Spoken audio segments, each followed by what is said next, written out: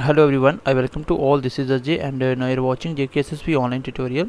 So well, आज हम lecture number 3 continue करने वाले हैं based on current voltage power and energy जो आपका यूनिट है। तो चलिए क्लास को स्टार्ट करते हैं। लास्ट क्लास में मैंने ख़त्म किया था फ्यूज़ वायर के ऊपर, और आज नेक्स्ट लिख लीजिए आप, नेक्स्ट लिखिए आप हीटर के बारे में लिख लीजिए, क्योंकि फैक्चुअल पॉइंट है ये आते हैं। ठीक है, हीटर वायर कौन सी होती है, फ्यूज़ वायर किसकी बनी होती है, मुझे कमेंट सेक्शन में आंसर बताइएगा बिना देखे। ठीक है, मुझे आंसर बताया, मैंने ट्रिक भी बताया था आपको। जो हीटर वायर है, हीटर वायर का मेल्टिंग पॉइंट कैसा होगा बताइए। क्या ये जल्दी मेल्ट होनी चाहिए कि लेट? भाई अगर जल्दी मेल्ट हो गई तो आपकी चाय नहीं बनेगी, है ना, आपका सुबह सुबह जो ब्रेकफास्ट बनता है वो नहीं बनेगा। तो इसलिए इसका मेल्टिंग पॉइंट हाई होना चाहिए, मतलब इसको ज़्यादा टेम्परेचर चाहिए पिघलने के लिए, तो इसका मेल्टिंग पॉइंट कैसा रहेगा, हाई रहेगा। उसके बाद ये बनी किसकी होती है, ये बनी होती है, ये इंपॉर्टेंट पॉइंट है, ये निक्रोम की बनी होती है। निक्रोम मतलब निकल प्लस क्रोमियम, ये निकल और क्रोमियम की मिलकर बनी होती है, इसको निक्रोम बोला जाता है। ठीक है, निक्रोम। और इसका रेजिस्टेंस भी कैसा होता है, हाई होता है, क्योंकि रेजिस्टेंस मतलब करंट को रोकने की क्षमता हाई होती है, तभी तो वहाँ पे करंट इकट्ठा होकर वहाँ पे हीट देता है। जितना ज़्यादा करंट रोकेगा उतनी ज़्यादा हीट प्रोड्यूस होगी। तो ये छोटी सी बात याद रखना कि हीटर वायर का मेल्टिंग पॉइंट हाई होता है, और ये किसकी बनी होती है, निक्रोम की बनी होती है। चलिए अगला पॉइंट लिखिए, अगला पॉइंट लिखिए आप, ये छोटे छोटे पॉइंट है, that is called electric bulb. Electric bulb, electric bulb क्या होता है ये अब कोई पता है? इलेक्ट्रिक बल्ब मैं एक बार इसकी बढ़िया सी एक डायग्राम बनाता हूँ।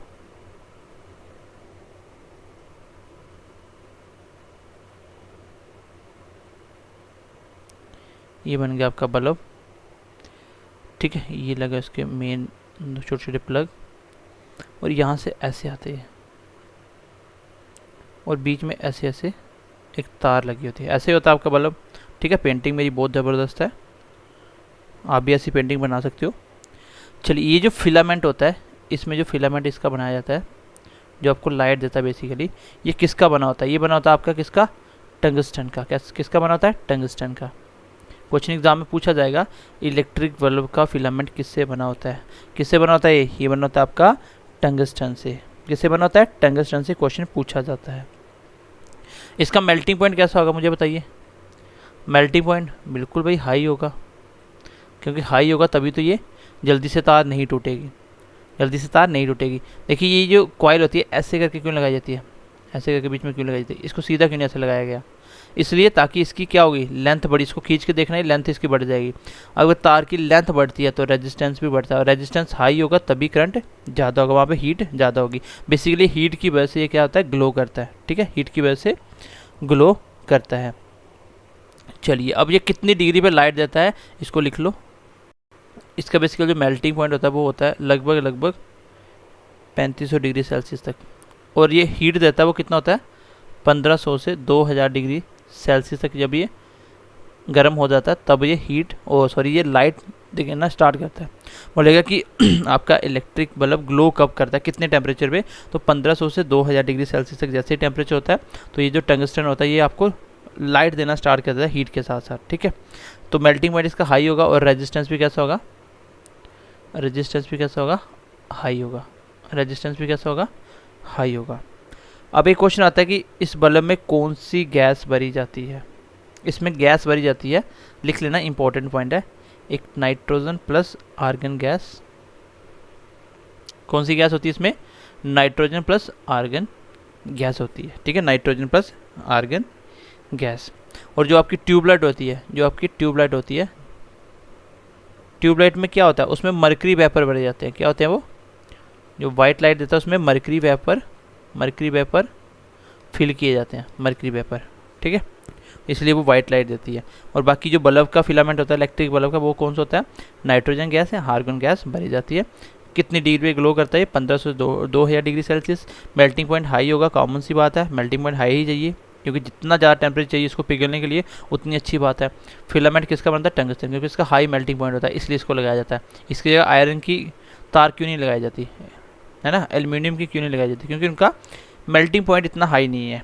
ठीक है, चलिए आगे लिख लीजिए नेक्स्ट पॉइंट, मैंने अभी तक आपको क्या बताया, एक तो मैंने सिर्फ सिंपल सी बात बताई, एक इलेक्ट्रिकल हीटर बताया और एक आपको इलेक्ट्रिक बल्ब बताया। इलेक्ट्रिक हीटर किसकी बनी होती है, उसकी तार किसकी होती है, निक्रोम की, मतलब nickel plus chromium. Melting point high होता है, ठीक है, और रेजिस्टेंस भी हाई होता है। इलेक्ट्रिक बल्ब मैंने आपको बता दिया, इसमें आपको गैस याद रखनी है और इसका मेल्टिंग पॉइंट हाई होता है, ये तो कॉमन सेंस है। और किसका बना होता है फिलामेंट, किसका बना होता है, टंगस्टन का बना होता है।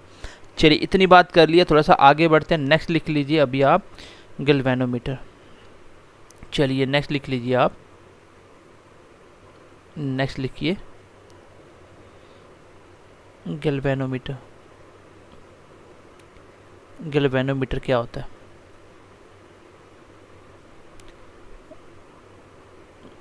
गैल्वेनोमीटर क्या होता है? तो गैल्वेनोमीटर बेसिकली क्या करता है आपका, ये आपका डिटेक्ट करता है क्या, ये आपका डिटेक्ट करता है मिनिमम करंट। क्या, मिनिमम करंट। कभी किसी तार में बहुत कम करंट होगा और आपको इसको चेक करना है, तो एमीटर वगैरह लगा दो कुछ भी, ये आपको रीडिंग नहीं शो करेगा क्योंकि बहुत कम करंट है। इसलिए इसको डिटेक्ट करने के लिए हम लोग गैल्वेनोमीटर का यूज़ करते हैं। ये क्या होता है, मिनिमम करंट को भी मेज़र करके दे देता है। एक पॉइंट एक्स्ट्रा ऐड करते हैं इसमें, and also detect direction of current. और ये करंट की डायरेक्शन भी बताता है, हमें ये भी बताता है कि करंट किस साइड से किस साइड चल रहा है, ठीक है, ये भी बताता है। अगर आप पे तार से इस साइड से करंट पास कर रहा है तो ये बता देगा कि इधर से इस साइड चल रहा है, अगर इससे कर रहा है तो इस साइड बता देगा, ठीक है। ऐसे बीच में होता कुछ नहीं है, बेसिकली एक छोटा सा ऐसे डिब्बा टाइप होता है और इसमें एक नीडल लगी होती है ऐसे, और यहाँ पे कुछ रीडिंग होती है बस। जैसे करंट इस साइड से आएगा तो इसकी नीडल इस साइड बेंड कर जाएगी तो पता चल जाएगा करंट इस साइड चल रहा है। अगर इस साइड से आएगा तो नीडल इस साइड बेंड करेगी, पता चल जाएगा करंट इस साइड चल रहा है। और जो नीडल शो करेगी वो रीडिंग शो करेगी कितना करंट चल रहा है। तो गैल्वेनोमीटर किसके काम आता है, क्वेश्चन एग्जाम में आएगा, वेरी लो करंट को डिटेक्ट करने के लिए, ठीक है। अगर मिनिमम करंट हो, लो करंट हो, उसको डिटेक्ट किससे किया जाता है, दैट इज़ कॉल्ड गैल्वेनोमीटर। और गैल्वेनोमीटर एक काम और करता है, वो कौन सा होता है, ये करंट की डायरेक्शन भी बताता है, ये करंट की डायरेक्शन भी बताता है। इसमें एक पॉइंट और ऐड करो, इट इज़ मोर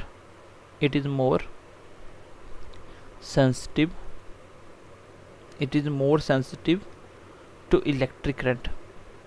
मैंने अभी बताया सेंसिटिव होता है, मतलब छोटी सी रीडिंग भी दे देगा आपको इलेक्ट्रिक करंट, देन एमीटर से। किससे, एमीटर से। जो एमीटर होता है उससे बहुत ज़्यादा सेंसिटिव होता है, ठीक है। अब आपको देखना है कि इसको कनेक्ट कैसे किया जाता है, उसको करंट के साथ कैसे कनेक्ट किया जाता है। कनेक्टेड इन, मान लीजिए इस तार से करंट आ रहा है ऐसे, ठीक है, करंट आ रहा है। अगर आपको पता करना है कि कितना करंट जा रहा है तो क्या आप गैल्वेनोमीटर को इसके पैरेलल में लगाओगे यहाँ पे। भाई अगर पैरेलल में लगाएंगे तो करंट इस साइड क्यों जाएगा, वो इस साइड से निकल जाएगा। जब आप बीच में इसमें नीडल लगी होती है, यहाँ से करंट पास होना है, तो वो इस साइड से क्यों जाएगा, पैरेलल है, इसी रास्ते से निकल जाएगा वो।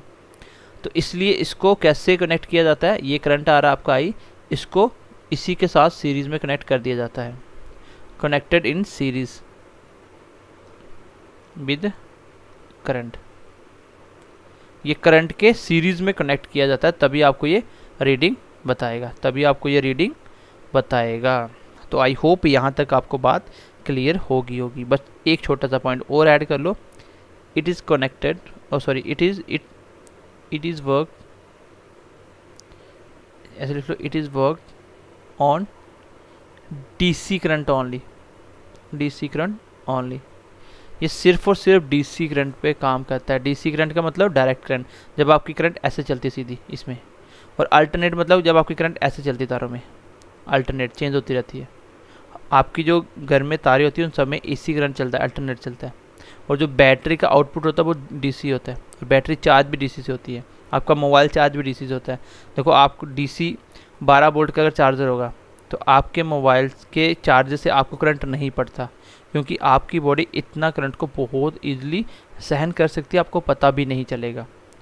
और अल्टरनेट करंट भी अगर आप मिनिमम हुआ 60 से 70 तक का ये वोल्टेज झटका बर्दाश्त कर लेती है, 60 से 70 तक वोल्ट का, लेकिन 220 वोल्ट का बर्दाश्त नहीं कर पाएगी आपकी बॉडी, और आपको अच्छा खासा शॉक लगेगा, ठीक है।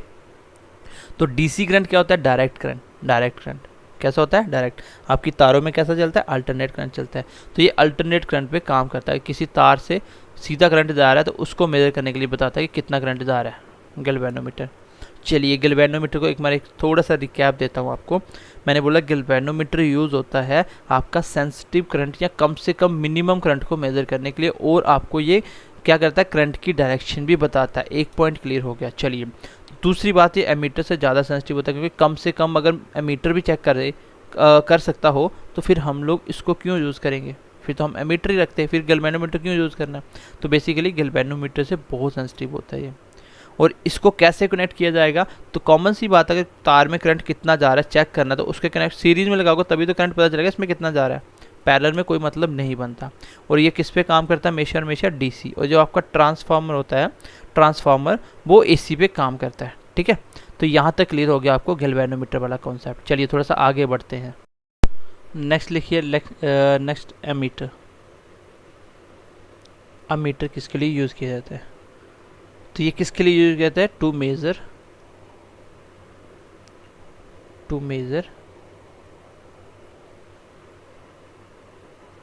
करंट को मेजर करता है, लेकिन कैसे वाला करंट, स्ट्रॉन्ग इलेक्ट्रिक करंट को।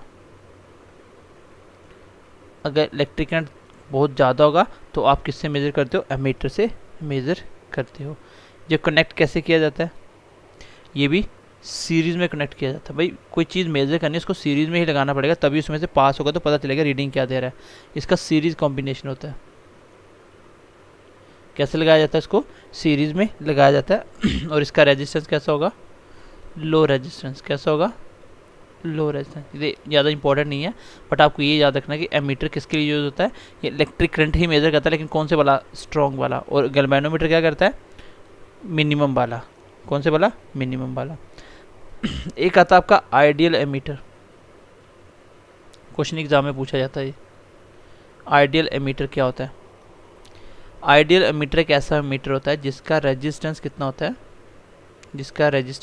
जो रिक्वायरमेंट होती है कितनी होती है, वो लगभग 0 ओम के बराबर होती है। लगभग 0 ओम। मतलब एमीटर का काम क्या होता है, उसका लो रेजिस्टेंस होता है, क्योंकि उसको सिर्फ मेज़र करना, रोकना थोड़ी है। तो रेजिस्टेंस बहुत कम होना चाहिए इसका। तो एमीटर हमारा हाई करंट मेजर करता है, हाई करंट कि कितना ज़्यादा करंट होगा मेजर कर सकते हो। अगर मिनिमम होगा, कम से कम, तो वो आप गैल्वेनोमीटर बताएगा। ठीक है, और आइडियल एमीटर बोला जाएगा जिसमें रेजिस्टेंस कितना होता है, ना के बराबर, मतलब 0, लगभग 0। ठीक है, तो ये बात याद रखना, ये क्वेश्चन एग्जाम में बहुत बार पूछा गया है कि आइडियल एमीटर का रेजिस्टेंस कितना होता है, तो आंसर विल बी 0 ओम। कितना होगा, 0 ओम। तो आगे लिखिए बोल्ट मीटर।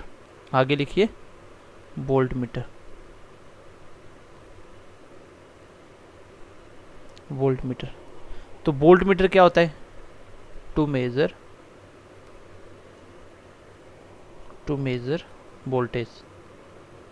वोल्टेज मेजर करने के लिए काम आता है। ठीक है, पोटेंशियल डिफरेंस मेजर के काम आता है। और इसका जो कॉम्बिनेशन होता है वो कैसा होता है, वो कनेक्टेड इन पैरेलल। कैसे कनेक्ट किया जाता है, ये पैरेलल में। अभी तक आप जो भी पढ़ रहे हैं सबको सीरीज में लगाया, लेकिन वोल्टेज को कैसे लगाया आपने, वोल्टेज को आपने पैरेलल में लगाया। और इसका रेजिस्टेंस कैसा होता है, इसका रेजिस्टेंस हाई होता है। देखो अभी क्लास वैसे भी इसकी ज़्यादा हो रही है, और अगर मैं इसको एक्सप्लेन करूँगा, एक एक पॉइंट को प्रूव करूँगा, तो बहुत टाइम लग जाएगा। इससे बेटर कि आप ये छोटे 2-2, 3-3 पॉइंट इसके याद रखो। तो अभी तक सब में रेजिस्टेंस, इसमें क्या है, लो रेजिस्टेंस। इसमें रेजिस्टेंस लो मतलब लगभग 0 के बराबर होता है, उसको एमीटर बोला जाता है आइडियल। लेकिन वोल्ट मीटर के केस में सब कुछ उल्टा होता है, ये पैरेलल में कनेक्ट होता है, इसका रेजिस्टेंस हाई होता है। और एक क्वेश्चन आता है एग्जाम में, आइडियल वोल्ट मीटर। तो इसका जो रेजिस्टेंस होता है वो लगभग इनफाइनाइट के बराबर होता है, मतलब अनलिमिटेड, बहुत ज़्यादा रेजिस्टेंस, मतलब जिससे करंट पास ही ना हो लगे। ठीक है, तो क्वेश्चन एग्जाम में आएगा कि आइडियल वोल्ट मीटर का रेजिस्टेंस कैसा होता है। ये क्वेश्चन मोस्ट इंपॉर्टेंट है। ये ideal ammeter, ideal voltmeter, दोनों क्वेश्चन एग्जाम में पूछे जाते हैं। आइडियल एमीटर कैसा, जिसका ओम कितना, रेजिस्टेंस कितना, 0। ठीक है, और आइडियल वोल्ट मीटर मतलब जिसका रेजिस्टेंस हाई हो। ऐसे याद रखो, वोल्ट मीटर वोल्ट, झटका ज़्यादा लगता है इसलिए रेजिस्टेंस बहुत ज़्यादा हो गया इसका। ठीक है, लगभग अनलिमिटेड के बराबर हो गया, इनफाइनाइट के बराबर। तो आई होप आपको गैल्वेनोमीटर समझ आया होगा, आपको एमीटर समझ आया, आपको वोल्टमीटर समझ आया। वोल्टमीटर क्या करता है, हमें वोल्टेज चेक करने के काम आता है। इसको पैरेलल में कनेक्ट किया जाता है, सीरीज जो भी करंट होगा, प्लस इसमें रेजिस्टेंस हाई होगा। और आइडियल एमीटर की बात करें या आइडियल वोल्टमीटर की बात करें तो पता होना चाहिए किस में जीरो होता है, किस में इनफाइनाइट होता है। ठीक है, चलिए हम आगे पॉइंट ले चलते हैं। अभी नेक्स्ट पॉइंट, एग्जामिनर का फेवरेट क्वेश्चन क्या था। देखिए एग्जामिनर का जो फेवरेट क्वेश्चन होता है इस टॉपिक में वो है आपका गैल्वेनोमीटर को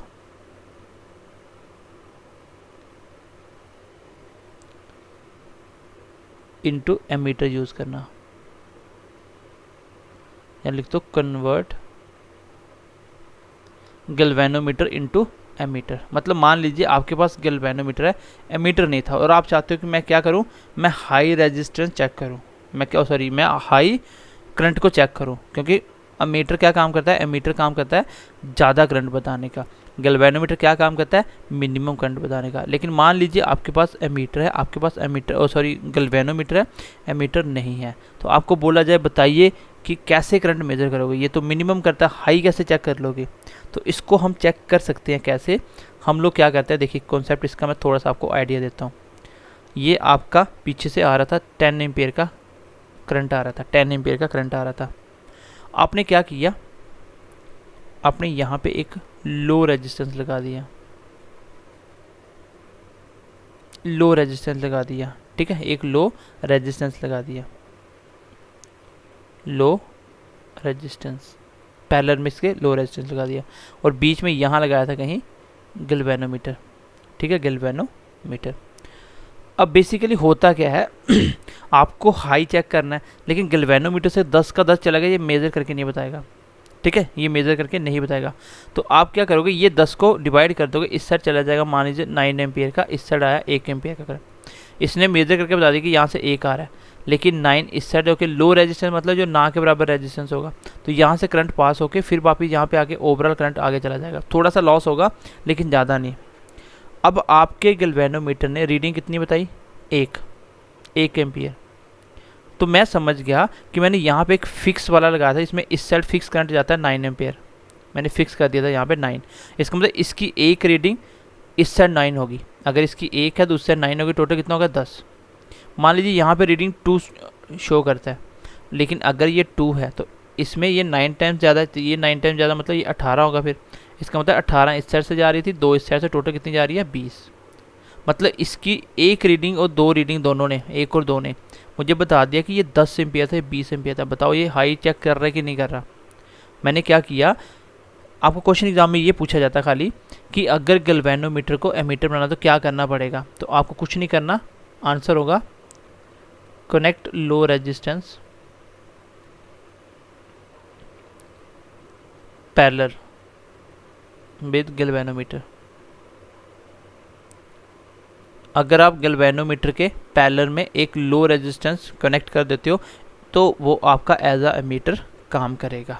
तो क्वेश्चन बस यही आएगा कि बताइए रेजिस्टेंस को कैसे कनेक्ट करना, सीरीज़ में, पैरेलल में, दोनों या कोई भी नहीं, तो उसको पैरेलल में कनेक्ट करना है। इसको याद रखना, पैरेलल में कनेक्ट किया जाता है, ठीक है। कैसे पैरेलल में कनेक्ट किया जाता है, पैरेलल में कनेक्ट करोगे लो रेजिस्टेंस को गैल्वेनोमीटर के, वो एज अ एमीटर काम करेगा। आई होप समझ आ गई होगी। और इस लो रेजिस्टेंस को बोलते हैं पैरेलल में कनेक्ट, इसको बोलते हैं आपका, इसको बोलते हैं शंट, इसको बोलते हैं शंट। तो शंट क्या होगा, शंट आंसर होगा कि एक लो रेजिस्टेंस वायर होगी जिसको कनेक्ट किया जाता है पैरेलल में, किसके किसके आपके गैल्वेनोमीटर में। चलिए ये मैंने आपको बता दिया ताकि आपका गैल्वेनोमीटर बर्न ना हो, ये ना जले, ठीक है, ख़राब ना हो, क्योंकि ज़्यादा करंट दोगे तो ये ख़राब हो जाएगा। तो इसलिए इसके लो रेजिस्टेंस इसके पैरेलल में कनेक्ट किया जाता है, इसको शंट बोला जाता है।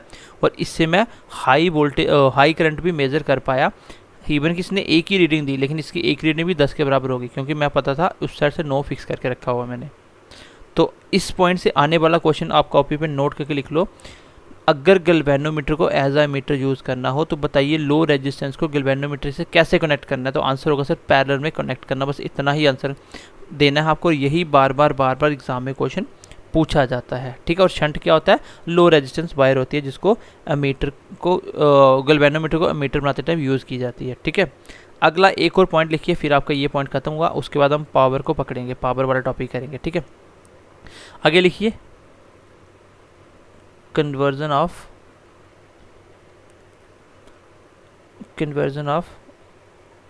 galvanometer into voltmeter। पहले आपने गैल्वेनोमीटर क्या यूज़ किया, एमीटर यूज़ किया। अब क्या करोगे, वोल्टमीटर क्या मेजर करता है, ये वोल्टेज बताता है। तो बस आपको इतना याद रखना है कि इसमें क्या होता है, जो आपका रेजिस्टेंस होता है और कौन से वाला, high resistance connected in series with galvanometer. इसमें आपका जो हाई रेजिस्टेंस होता है उसको कनेक्ट किया जाता है कैसे, गैल्वेनोमीटर के सीरीज में। तो वो कैसे काम करेगा, वोल्टमीटर की तरह। तो दोनों पॉइंट आपको नोट करके कॉपी पे लिख लेने हैं। अगर गैल्वेनोमीटर को आपको एज अ मीटर यूज़ करना है, देन आप एक लो रेजिस्टेंस उसके पैरेलल में कनेक्ट कर दीजिए, आपका वो एज अ एमीटर काम करेगा। And if you want to use galvanometer as voltmeter, then आपको हाई रेजिस्टेंस को उसके पैरेलल में कनेक्ट करना है, then you will get voltmeter. तो आपको वोल्टमीटर मिल जाएगा। बस इतनी से 2 पॉइंट आपको याद रखने हैं। तो ये सारे इंपॉर्टेंट पॉइंट मैंने आपको बता दिए कि कौन कौन सा इलेक्ट्रिक करंट में क्वेश्चन पूछे जाते हैं। अब हम बात करेंगे पावर के ऊपर, ठीक है, पावर के ऊपर बात करेंगे। तो चलिए एक बार मैं पावर वाला थोड़ा सा आपको हिंट दे देता हूँ। अगर इस क्लास में ख़त्म होता है इसको ख़त्म करते हैं। चलिए इलेक्ट्रिक पावर के बारे में बताते हैं, इसको ख़त्म करते हैं आज क्लास में। पहली बात तो अगर आपको बोला जाएगा कि इलेक्ट्रिक पावर का SI यूनिट क्या होगा, then your answer will be SI unit होगा इसका, डेट इज़ कॉल्ड वॉट। क्या होगा, वॉट, क्योंकि जेम्स वॉट ने हमें पावर निकालना बताई थी। अगर इसकी मैं डेफिनेशन की बात करूँ, बहुत ध्यान से समझना, ये होता है कि कितना काम कितने टाइम में ख़त्म हुआ। ऐसे बोल सकते हो, rate of doing work is called power या इलेक्ट्रिक पावर। काम कितनी जल्दी खत्म हो जाए, ऐसे बोल सकते हो, rate of consumptions of energy is called electric power. ठीक है, ऊपर भी लिख सकते हो इलेक्ट्रिक पावर। या तो आप इसको एनर्जी के टर्म में निकाल लो, या आप काम के टर्म में निकाल लो। जहाँ भी मैंने बोला था रेट ऑफ वर्क लगा है, इसका मतलब आपका जो पावर है वो किसके बराबर होगी, वर्क चेंज करना, रेट ऑफ मतलब टाइम के अकॉर्डिंग, यही होती है आपकी पावर। इसी अकॉर्डिंग निकालो तो पावर मतलब एनर्जी को चेंज करना टाइम के अकॉर्डिंग, यही होती है पावर। तो दोनों में कोई फ़र्क नहीं है, दोनों सेम ही होते हैं। ठीक है, आपको बस इतनी सी बात याद रखनी है कि काम कितनी स्पीड में किया जाए, कितने टाइम में किया जाए, वही आपकी पावर बताता है। ठीक है, इलेक्ट्रिक पावर क्या होता है, कितने टाइम में कितना काम हुआ, और कंजप्शन या कितनी एनर्जी यूज़ करी कितने टाइम में, इसी को पावर बोला जाता है। आपको ये याद रखना, power equal to work per unit time या एनर्जी पर यूनिट टाइम। इसी को लिखना चाहते हो लिख लो, आप लिखो वर्क पावर। ठीक है, पावर लिख लो, इलेक्ट्रिक पावर को P से डिनोट कर रहा हूँ। बताइए वर्क का यूनिट क्या होगा, आप बोलोगे सर यूल होगा। टाइम क्या होगा, सेकंड होगा, तो यूल पर सेकंड भी होता है। पावर बराबर यूल पर सेकंड, ये भी आपको क्वेश्चन एग्जाम में पूछा जाएगा। What is SI unit of power, that is called you'll पर सेकंड। यहाँ से निकालो तो भी यही आएगा, क्योंकि एनर्जी क्या होता है, यूल होता है, टाइम क्या होता है, सेकंड होता है। तो पावर क्या होगा, यूल पर सेकंड। इस बात को आप नोट कर लो। ये तो आ गया डेफिनेशन के हिसाब से, पावर होगा आपका यूल पर सेकंड, इसको याद रखना। यही से आपको बोला जाए कि काम कितना होगा, तो आप बोलोगे यूल बराबर होगा पावर इंटू सेकेंड, क्योंकि इससे कुछ भी बना सकते हो ना, रिलेशन बना सकते हो। बस आपको ऐसा याद रखना है, पावर एनर्जी और सेकंड का रिलेशन, या पावर एनर्जी और पावर वर्क और सेकंड या टाइम का रिलेशन क्या होगा, तो ये था आंसर। ठीक है, इसके साथ साथ ये बार बार एग्जाम में क्वेश्चन पूछे जाते हैं, इसके बारे में वो बताता हूँ आपको, फिर इसको रिकैप करके क्लास को ख़त्म करते हैं। आपको एक टर्म याद रखनी है, एक आपको याद रखना है कि जो आपका इलेक्ट्रिक पावर होता है, electric power that is called P, ये बराबर होता है V इंटू आई, ये बराबर होता है B इंटू आई। बस इतनी सी टर्म आपको याद रखनी है, बस आपका क्वेश्चन, बहुत सारे क्वेश्चन हो जाएंगे, क्योंकि यहाँ से बस सीधा सीधा पूछेगा। इसमें कौन सा रिलेशन सही है पावर के अकॉर्डिंग? तो एक तो आपको पता है पावर होता है यूल पर सेकंड, एक तो इसको याद रखा आपने। दूसरा ये आप याद करो क्योंकि यहाँ से आपके बहुत सारे क्वेश्चन पूछे जाते हैं। लास्ट अभी रेलवे के एग्जाम में यहाँ से 3 क्वेश्चन पूछे गए, इवन कि CDSE एग्जाम में, CDS के एग्जाम में यहाँ से 2 क्वेश्चन पूछे गए एक छोटी सी टर्म से। तो पावर बराबर B इंटू आई, बी क्या है वोल्टेज, और बी क्या है वोल्ट, आई क्या है करंट। ठीक है, चलो अब मैं इससे बताता हूँ 3 रिलेशन कैसे निकलेंगे। एक हो गया ये आंसर याद रखना। दूसरा पावर ये भी हो सकता है, बताइए मुझे, ओम्स लॉ ने क्या बोला था आपको? ओम्स लॉ ने बोला था B equal to I R होता है।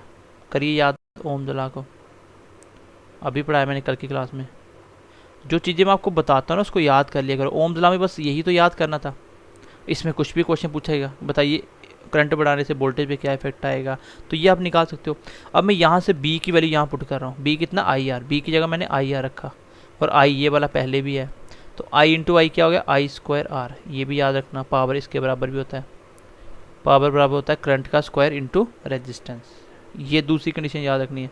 तीसरी कंडीशन ये भी याद रखनी है आपको, यहीं से बन रही है। आपको पता है P equal to V I, तो मैंने पढ़ा भी यहाँ से। अब मैं यहाँ पे क्या कर रहा हूँ, मैंने आई की वैल्यू पुट कर रहा हूँ। यहाँ से आई निकालो तो क्या आएगा B by R. I by Ohm's law से मैंने करंट निकाला तो आर नीचे आ गया B बाई आर। तो अब मैं यहाँ पे फिर से पुट कर रहा हूँ, तो मैं क्या कर रहा हूँ, पावर को B को मैंने B रखा, आई की वैल्यू पुट कर रहा हूँ, आई की जगह क्या रखें B बाई आर। इसका मतलब इसको रख सकता हूँ B स्क्वायर बाई आर। ये भी आपका पावर की वैल्यू होती है। ये तीनों की तीनों कंडीशन आपको याद रखनी है, तीनों की तीनों कंडीशन आपको याद रखनी है। बस आपका पावर वाला टॉपिक खत्म हो गया, इतना ही करना है। पावर में आपको ज़्यादा कुछ नहीं करना, बस इतना याद रखना। पावर किसको बोला जाता है? पावर बोला जाता है काम, rate of doing a work, मतलब काम कितनी स्पीड में किया जा रहा है, कितने टाइम में, उसी को पावर बोला जाता है। वर्क अपॉन टाइम क्या होता है? पावर। एनर्जी अपॉन टाइम क्या होता है? पावर। फिर मैंने बोला एक क्वेश्चन ये याद रखना, बस इसको पक्का याद करना, 2-3 बार लिखना। पावर बराबर होती है B इंटू आई। तो ओम्स लॉ याद करके, ओम्स लॉ होता है B equal to I R, ये तो सबको याद होता है B equal to I R. Arts वाले बच्चे भी इसको याद कर लेना। अब मैं एक बार यहाँ से B की वैल्यू पुट करी यहाँ पे, तो B क्या है आई आर, आई आर रखा तो आई स्क्वायर आर आ गया। एक क्वेश्चन तो ये बन गई, इसको भी बोल सकता हूँ। इसी को एक चीज़ हो रहा है कि यहाँ से मैं आई निकाल के B बाई आर पुट कर दिया आई की जगह, तो आई की जगह B बाई आर रखा, और आर पहले B पहले भी था, तो B स्क्वायर आर आ गया। यहाँ तो सीधी याद कर लो, पावर इसके बराबर भी होती है, पावर इसके बराबर होती है, पावर इसके बराबर होती है। एक 3 कंडीशन ये, और एक आपका बेसिक टर्म्स का। चलिए एक छोटा सा कॉन्सेप्ट बताता हूँ, फिर आपकी क्लास खत्म करते हैं। आपकी नॉलेज के लिए बता रहा हूँ। देखो, आप घर में इलेक्ट्रिसिटी यूज़ करते हो, घर में आप इलेक्ट्रिसिटी यूज़ करते हो, तो क्वेश्चन होता है कि 1 हॉर्स पावर किसके बराबर होती है। क्वेश्चन एग्ज़ाम में लाखों करोड़ों बार पूछा गया क्वेश्चन, 1 हॉर्स पावर किसके बराबर होती है। याद रखना 746 वाट, 746 वाट का 1 हॉर्स पावर होता है। जैसे 1000 ग्राम का 1 किलोग्राम होता है, वैसे ही 1 हॉर्स पावर का 746 वाट, दोनों एक ही बात होती है। ठीक है, अब क्वेश्चन आता है एग्ज़ाम में, बोलेगा 1 kilowatt hour is a unit of, बोलेगा कि किलोवाट आवर किसका यूनिट है। तो बच्चे यहाँ पे देखते हैं किलोवाट, किलोवाट देखते हैं कि वाट लग गया, तो किलोवाट मतलब हज़ारों में आ गया। देखो 1000 वाट बराबर होता है 1 किलोवाट, तो बच्चे बोलते हैं किलोवाट लग गया, किलोवाट लग गया, तो इसका यूनिट पावर बन गया बेटी। लेकिन ये पावर का ऐसा यूनिट नहीं है, ये पावर का यूनिट नहीं है, ये किसका यूनिट है? ये एनर्जी का यूनिट है, ये एनर्जी का यूनिट है। तो किलोवाट आवर्स, यहाँ पे टाइम भी लगा था। खाली किलोवाट होता तो किलोवाट तो पावर का ही होता है, लेकिन किलोवाट आवर पूछा था। अब मैं बताता हूँ आप घर पे एनर्जी कैसे यूज़ करते हो। जो आपने यूनिट देखते हो ना कि कितने यूनिट लाइट खर्चा कर दिया आज, तो वो यूनिट कैसे बनाते हैं वो देखो, आपको पता होना चाहिए। बहुत बेसिक से समझा रहा हूँ, ध्यान से समझना। तो जो 1 किलोवाट होती है, 1 किलोवाट आवर सब, वो आपकी 1 यूनिट लाइट होती है, लेकिन होती कितनी, यहाँ से निकाल चलिए। 1 किलोवाट मतलब 1000 वाट, और वाट है आपका पावर, पावर का यूनिट क्या होता है? यूल पर सेकेंड, और आवर का यूनिट क्या होता है? सेकेंड। सेकेंड से सेकेंड कट गया, सेकेंड से सेकेंड कट गया। ठीक है, आवर्स मतलब कितने सेकेंड? 3600 सेकेंड होते हैं ना, तो सेकेंड से सेकेंड कट गया, बचा क्या आपका 36 से के आगे 1 2 3 4 5 जीरो, और बचा क्या? You'll.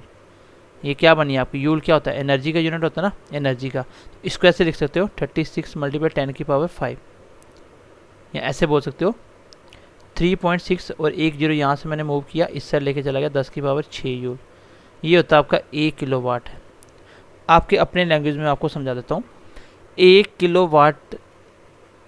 Kilowatt hour energy use करोगे, इसको बोला जाएगा 1 यूनिट, इसको बोला जाएगा 1 यूनिट। यहाँ बोलेगा 3600000, 5 बार 0, इतनी जूल एनर्जी आपकी 1 यूनिट होती है। इसका मतलब समझिएगा, अब इसका मतलब समझिएगा, देखिए इसका मतलब समझिएगा ध्यान से। इसका मतलब होता है 1 किलोवाट, किलोवाट मतलब 1000 बार। अगर आप 1000 वाट को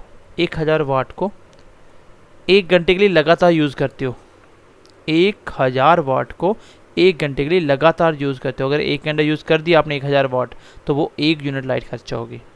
मान लीजिए आपने 100 वाट के 5 बल्ब यूज़ करे, मुझे बताइए कितने घंटे चलेंगे लगातार ये कि 1 यूनिट लाइट खर्चा हो जाएगी। और आपको पता है कि 5 बल्ब 100 वाट के हैं, 100 वाट, 100 100 100 100, 1 घंटा चलेंगे तो ये 500 वाट बनाएंगे, 500 वाट, क्योंकि 100 वाट के ये 100 ये, और 1 घंटे में 500 वाट लाइट की, लेकिन 1 घंटे में 1000 वाट जानी चाहिए थी, तब जाके 1 यूनिट बना था। इसका मतलब 1 घंटा और चलाओ, 500 वाट फिर हो गया, मतलब 2 घंटे चले तब जाके 1000 वाट 1 घंटे में खर्च होगी। तो ऐसे याद रखो कि 1 घंटे में अगर आप 1000 वाट को लगातार यूज़ कर देते हो तो वो 1 यूनिट लाइट खर्चा चली गई, ठीक है। तो ये लाइट होता है आपका लाइट यूनिट, बेसिकली ये एनर्जी का यूनिट होता है, ऐसा भी याद रखना। किलोवाट आवर्स एनर्जी का यूनिट होता है। और किलोवाट वोल्टेज को हम कैसे पढ़ेंगे, वोल्टेज होता क्या है? वोल्टेज मैंने पहले ही बीच में बताया था, वोल्टेज मतलब पोटेंशियल डिफरेंस भी इसको बोला जाता है, पोटेंशियल डिफरेंस। तो पोटेंशियल डिफरेंस का मतलब एक एंड से दूसरे एंड के बीच का डिफरेंस, जो डिस्टेंस है, ठीक है, डिफरेंस।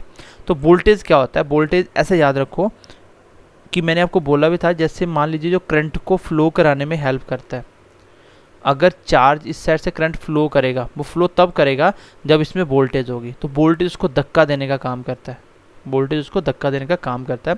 ऐसे समझ लीजिए कि मान लीजिए यहाँ पे इसमें आपका पानी है, ठीक, H2O है, आपको यहाँ से निकाल के इसको इसमें डालना है, इस पाइप में डालना है। तो कैसे डालोगे? तो यहाँ से क्या करेगी, मोटर लगा दी, मैं ये पानी खींचेगी, यहाँ से पास करेगी, यहाँ पे लेके जाएगी। तो ये मोटर क्या काम कर रही है ये मोटर आपके पानी को फ्लो करवा रही है, धक्का दे रही है यहाँ से लेके यहाँ तक जाने के लिए। तो ये बेसिकली क्या है आपका, यही आपका वोल्टेज है। तो वोल्टेज क्या होता है? जो करंट को फ्लो कराने में मदद करता है। अगर एक तार में करंट हो लेकिन उसमें वोल्टेज नहीं हो तो क्या आपको शॉक लगेगा? तो आपको करंट बिल्कुल भी नहीं लगेगा, क्योंकि इसमें करंट फ्लो ही नहीं करेगा, तो वो आपकी बॉडी में कैसे फ्लो कर जाएगा? तो वोल्टेज होगा तभी करंट लगेगा। हमें जो लगता है वो करंट ही लगता है, बेसिकली करंट ही लगता है, लेकिन करंट लगता है वोल्टेज की वजह से। ये जितनी तेज़ को धक्का देगा वो उतनी तेज़ चलता है, और वही हमारे लिए शॉक होता है, ठीक है। तो वोल्टेज बेसिकली ऐसे समझ सकते हो, एक तरह से क्या होता है, ये एक तरह से बस आप समझ लो कि आपके चार्ज को धक्का देने के काम आता है, उसी को वोल्टेज बोला जाता है।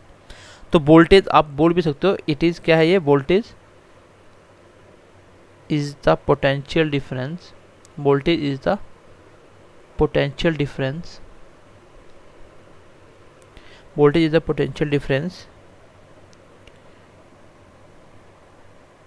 In charge between 2 points, in charge between the 2 points in an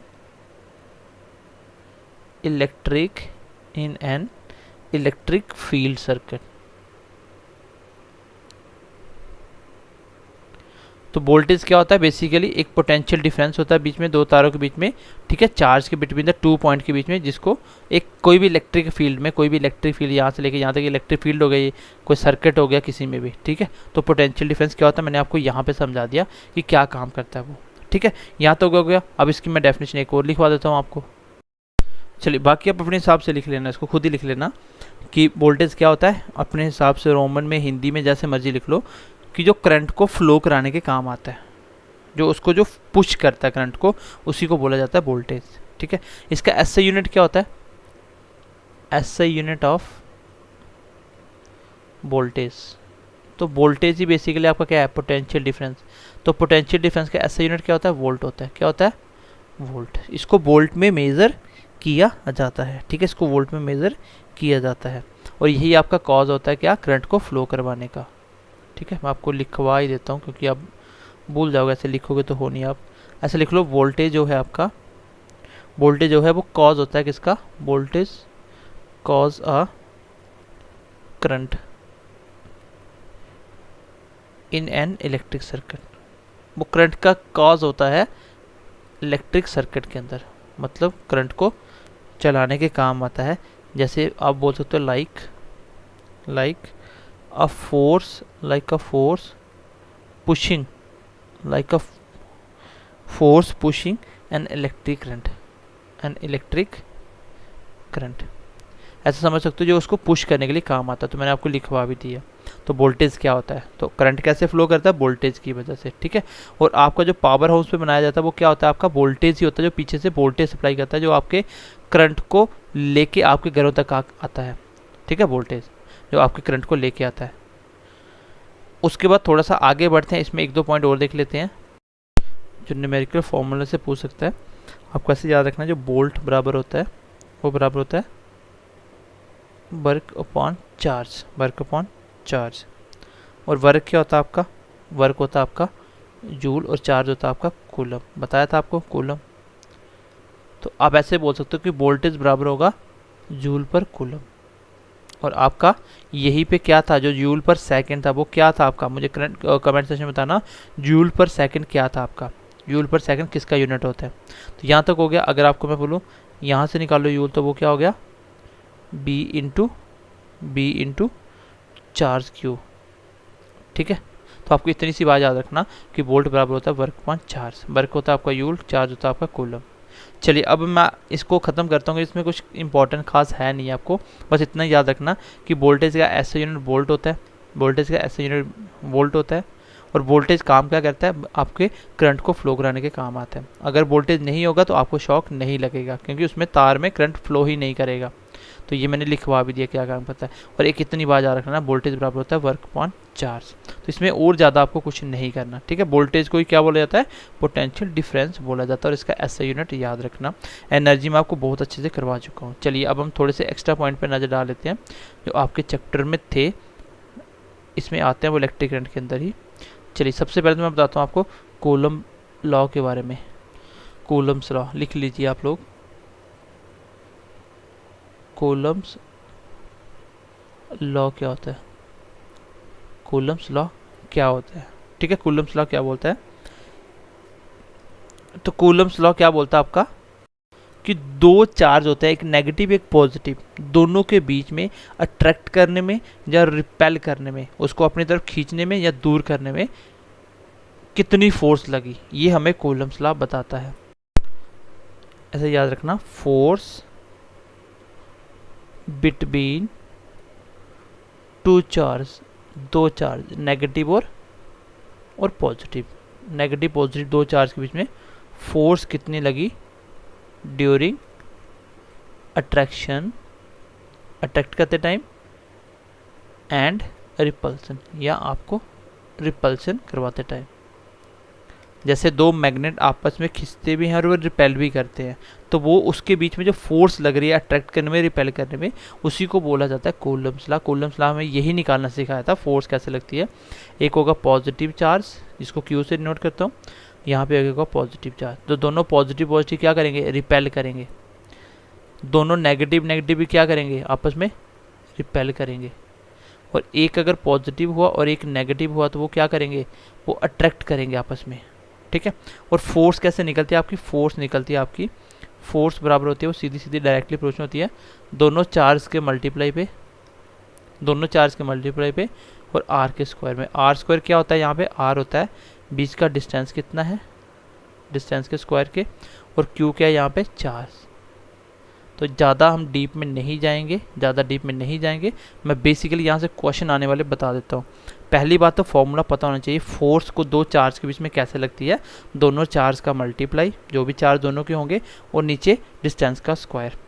अगर आपको बोला जाए कि अगर बीच में डिस्टेंस बढ़ेगा, इफ़ डिस्टेंस क्या होगा इंक्रीज, देन बताइए फोर्स क्या होगी, फोर्स क्या होगी। तो आपको मैंने बहुत बार डिटेल में बता रखी ये चीज़ें कि अगर ये इनडायरेक्टली प्रोपोर्शनल है तो उल्टा रिलेशन होगा, अगर सीधे सीधे प्रोपोर्शनल डायरेक्टली तो उसका सीधा रिलेशन होगा।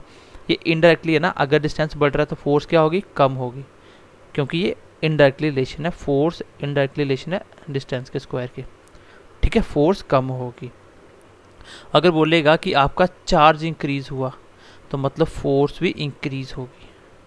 बोलेगा आपका डिस्टेंस बढ़ा 2 टाइम्स हो गया, अगर दो चार्ज के बीच का डिस्टेंस क्या हो गया 2 टाइम्स, बताइए फोर्स पे क्या इफेक्ट पड़ेगा। तो यहाँ पे रखिए फॉर्मूले पे, मैंने बोला इफेक्ट हमेशा फॉर्मूले में रख देना आपको। आपको पता है फोर्स इंटू Q1 Q2 और डबल कर दिया 2r का स्क्वायर, तो यहाँ पे क्या आ गया 4, इसकी जगह आ गया 4r स्क्वायर, तो एक्स्ट्रा क्या आया 4, इसका मतलब 1/4 टाइम्स हो जाएगा, क्योंकि 1/4 आ रहा है ना, तो क्या हो जाएगा 1/4 टाइम्स हो जाएगी फोर्स, इतनी कम हो जाएगी। तो ये चीज़ें याद रखना, इस पे क्वेश्चन ये पता हो तो सब कुछ निकाल सकते हो। ये मैं आपको बार बार बहुत बार सिखा चुका हूँ और उम्मीद करता हूँ कि अब आप इसको नहीं भूलोगे। तो आपको इतना ही बात याद रखना है कि इलेक्ट्रिकल फोर्स, ई से नोट कर लो इसको, इलेक्ट्रिकल फोर्स कैसे निकाल जाती है दो चार्ज के बीच में, दोनों चार्ज का मल्टीप्लाई और मल्टीप्लाई आर का स्क्वायर के बराबर होती है। तो आई होप इतनी सी बात तो आप याद रख पाओगे। और कूलम्स लॉ हमें क्या बताता है, कूलम्स लॉ हमें बताता है कि दो चार्ज के बीच में अट्रैक्ट करते टाइम या रिपल्शन करते टाइम कितना फोर्स लगता है उसको कैसे निकाला जाता है। तो दोनों चार्ज का मल्टीप्लाई डिवाइडेड बाई आर का square, R stands for distance and Q stands for charge. बस इतनी ही बात याद रखना, ये रिलेशन आप खुद बना सकते हो सारे, ये मैं आपको बार बार सिखा चुका हूँ। चलिए आगे अब हेडिंग दीजिए आप लोग, ट्रांसफार्मर क्या होता है, आपका ट्रांसफार्मर क्या होता है, ठीक है, आइडिया दे रहा हूँ मैं उसका भी आपको। चलिए मैं एक बार बताता हूँ आपको ट्रांसफार्मर क्या होता है। चलिए लिखिए, हेडिंग दीजिए अभी आप, ट्रांसफार्मर क्या होता है, ट्रांसफार्मर क्या होता है। तो ट्रांसफार्मर ये इतना याद रखना, इट वर्क्स ऑन एसी, सिर्फ और सिर्फ एसी पे काम करता है, अल्टरनेट करंट पे, क्योंकि आपकी तारों में अल्टरनेट आता है और ये लगा आपके गांव में लगा होता है। तो ट्रांसफार्मर का काम कुछ नहीं होता, ये कुछ भी बनाता नहीं है, ये बेसिकली बस कंट्रोल करता है। ये क्या करता है, इसको बोला जाता है स्टेप अप और स्टेप डाउन, स्टेप अप और स्टेप डाउन, स्टेप अप और स्टेप डाउन। तो स्टेप अप का मतलब क्या होता है, वोल्टेज करंट को कम ज़्यादा करना, और स्टेप डाउन का मतलब क्या होता है कि डाउन करना, कम ज़्यादा करना, ठीक है। इसमें स्टेप अप क्या करता है, स्टेप अप में आप लोग क्या करते हो, वोल्टेज को बढ़ाते हो और करंट को कम करते हो। और आपको पता होना चाहिए कि ओम्स लॉ तो इसका उल्टा बोलता है। ओम्स लॉ क्या बोलता है कि करंट बढ़ाओगे तो वोल्टेज बढ़ेगा। ओम्स लॉ होता है B=IR, अगर करंट इंक्रीज करो तो वोल्टेज इंक्रीज होगी। तो यहाँ पे तो उल्टा हो गया, करंट वोल्टेज बढ़ाओगे तो करंट कम होगा, वोल्टेज कम करोगे करंट बढ़ जाएगा, ठीक है। तो यहाँ पे भी क्या होगा, अगर आप वोल्टेज यहाँ पे क्या करते हो, स्टेप डाउन में कम करते हो और करंट आपका बढ़ जाता है। ये आपने सुना भी होगा कभी कि अगर वोल्टेज कम आ रही है तो करंट ज़्यादा होता है उसमें, ठीक है, क्योंकि ट्रांसफॉर्म की वजह से होता है, ट्रांसफार्मर की वजह से होता है ये। और बेसिकली ये आपका किस पे काम नहीं करता, लिख लेना, it does not work on Ohm's law, और ये आपके ओम्स लॉ पे काम नहीं करता, इस बात को याद रखना, ठीक है। और इसमें क्वेश्चन आएगा कि स्टेप अप क्या करता है, ये वोल्टेज को इंक्रीज करता है, करंट को कम करता है। स्टेप डाउन क्या करता है, वोल्टेज कम करता है, डाउन करना। तो वोल्टेज मेन आपका ट्रांसफार्मर वोल्टेज ही कम ज़्यादा करता है, क्योंकि पीछे से आपको पता होगा 11,000 वाट का करंट और पावर आ रही है, कितनी वोल्टेज आ रही है, इतनी ज़्यादा वोल्टेज आ रही है, वोल्टेज आपके 220 वोल्ट घर पे आ रही है। तो वो स्टेप अप, स्टेप डाउन क्या होता है, स्टेप अप का मतलब वोल्टेज को बढ़ाना। तो वोल्टेज बढ़ाएगा तो क्या होगा, वोल्टेज क्या करेगा, करंट को कम कर देता है, उसमें उल्टा चलता है, ये चीज़ याद रखना, ठीक है। और ट्रांसफार्मर जो होता है, स्टेप अप स्टेप डाउन दो प्रकार का होता है, इसका काम कुछ नहीं होता, बस वोल्टेज को कम और ज़्यादा करना, करंट को कम ज़्यादा करना, और कोई काम नहीं है इसका, ये कुछ भी बनाता नहीं है, जो भी है वो पीछे से आपका पावर हाउस से आ रहा है, ठीक है। ये किस प्रिंसिपल पे काम करता है, ये क्वेश्चन एग्जाम में पूछे जाते हैं, इसलिए मैं आपको बता देता हूँ, ठीक है। ये किस प्रिंसिपल पे काम करता है, प्रिंसिपल पे काम करता है। सबसे पहले ये law of conservation of energy. तो एनर्जी का कंजर्वेशन लॉ क्या होता है, लॉ ऑफ कंजर्वेशन मतलब ये कंजर्व है, एनर्जी ना तो आप बना सकते हो ना ख़त्म कर सकते हो, सिर्फ रिप्लेस कर सकते हो। तो ये भी उसी पे काम करता है, ठीक है। ये भी कुछ बनाता नहीं, खाली रिप्लेस करता है, कम ज़्यादा करता है। उसके बाद दूसरे नंबर पे क्या करते हैं आप लोग, इसको बोल सकते हो ये फैराडेज लॉ पे भी काम करता है। फैराडेज ने हमें क्या किया था, लाइट बनाना सिखाई थी। तीसरे नंबर पे देखिए ये इलेक्ट्रो मैग्नेटिक, और MAGNET ऐसी मैग्नेटिक इंडक्शन, इलेक्ट्रोमैग्नेटिक इंडक्शन। चौथे नंबर पे म्यूचुअल इंडक्शन। ये सारे सिद्धांत पे काम करता है और इतनी डिटेल में 11-12 का चैप्टर है, ठीक है, मैं आपको नहीं पढ़ा रहा हूँ फिलहाल। तो ये इन सब पे काम करता है। ये law of conservation of energy पे भी काम करता है, फैराडेज लॉ पे भी काम करता है, इलेक्ट्रोमैग्नेटिक इंडक्शन पे भी काम करता है, म्यूचुअल इंडक्शन पे भी काम करता है। तो ट्रांसफार्मर में आपको याद रखना है कि ट्रांसफार्मर दो प्रकार का होता है, एक स्टेप अप ट्रांसफार्मर, एक step down. Step up voltage बढ़ाता है, करंट को कम करता है, स्टेप डाउन वोल्टेज कम करता है, करंट को बढ़ाता है। और किस प्रिंसिपल पे काम करता है, ये मैंने चारों लिखवा दिए। ये किस पे काम नहीं करता, ये ओम्स लॉ पे काम नहीं करता, और ये सिर्फ और सिर्फ AC पे काम करता है, सिर्फ और सिर्फ AC पे काम करता है। एंड आई होप आपको बात समझ आ चुकी होगी। तो चलिए मैं क्लास को यहीं पे ख़त्म कर रहा हूँ, क्योंकि आपका चैप्टर ये ऑलमोस्ट डन हो गया। एनर्जी मैंने आपको बता दिया था, और मैंने आपको हर एक चीज़ की इंपॉर्टेंट बता दी, और इतना ही आपको करना है। बाकी MCQs में हम देखेंगे अगर कुछ बचा होगा तो, ठीक है। चलिए मिलते हैं अगली क्लास में, ध्यान रखिए।